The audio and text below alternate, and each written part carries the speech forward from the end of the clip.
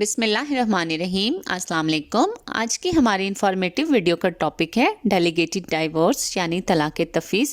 نکاح نامے کے کالم میں ہم دیکھتے ہیں کہ ایک کالم ہے سیکنڈ پیج پہ، ایک کالم ہے، اس میں لکھا ہوا ہے کہ کیا مرد اپنی وائف کو طلاق کا حق دیتا ہے۔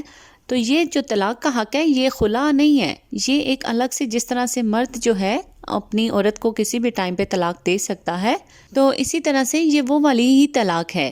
اگر عورت کے پاس تو ویسے خلا کا رائٹ ہے، تو یہاں پہ ہمیں جو نکاح نامے میں جب یہ نکاح نامہ بھی جو ہے یہ ایک سول کانٹریکٹ ہے between the parties, husband and wife, ایک طرف سے آفر آتی ہے، دوسری طرف سے ایکسیپٹنس ہے، اور جو کنسیڈریشن ہے وہ حق مہر ہے۔ تو جو میرج ہے یہ بھی ایک سول کانٹریکٹ ہے، تو یہاں پہ بھی جو ٹرمز اینڈ کنڈیشن ہے وہ دونوں پارٹیز کی مرضی سے ہوتی ہیں، جیسا سے حق مہر بھی مرضی سے ہی لکھا جاتا ہے دونوں پارٹیز کی۔ تو یہاں پر جو طلاق تفویض ہے وہ اس کا مطلب ہے خلا کا رائٹ نہیں ہم عورت کو دے رہے، خلا کا رائٹ ایک سیپریٹ چیز ہے۔ جو طلاق کا رائٹ یہاں پہ دے رہے ہیں یہ طلاق ہی ہے، وہ طلاق جو کہ آدمی کا حق ہے، جو کہ اللہ تعالیٰ نے اس کو ایک حق دیا ہوا ہے۔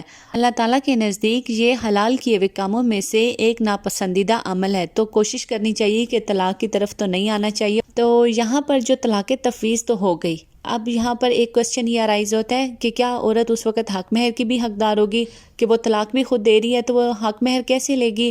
بالکل، عورت اس وقت طلاق خود ایکسرسائز یہ رائٹ کر رہی ہے، خود ہسبینڈ کو طلاق دے رہی ہے، لیکن وہ حق مہر کی حقدار ہوگی، اسی طرح ہی حق مہر کی حقدار ہوگی جس طرح سے کہ اگر شوہر اپنی بیوی کو طلاق دیتا ہے تو وہ حق مہر کی حقدار ہوتی ہے، کیونکہ یہ ڈیلیگیٹڈ ڈائیورس ہے، طلاق ہی ہے، طلاق تفویض ہے، یہ خلا نہیں ہے۔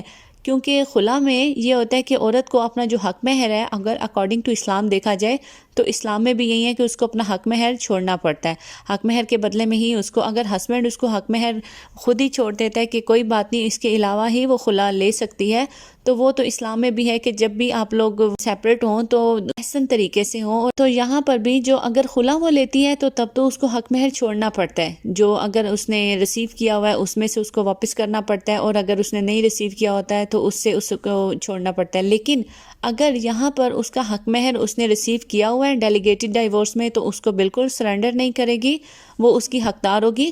اور اگر غیر معجل حق مہر ہے یا عند الطلب بھی حق مہر ہے تو وہ سارے کا سارا حق مہر لینے کی حقدار بھی ہوگی ڈیلیگیٹڈ ڈائیورس میں۔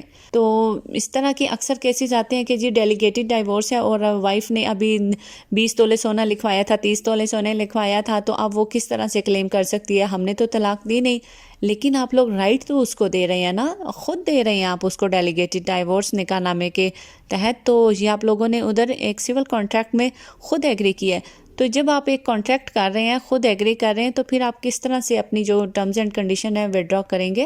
تو وہ بالکل سارے کے سارے حق مہر کی حقدار ہوگی۔ تو یہ تھا ہمارا آج کا ٹاپک، دعاؤں میں یاد رکھیے گا۔ تھینک یو سو مچ، اللہ حافظ۔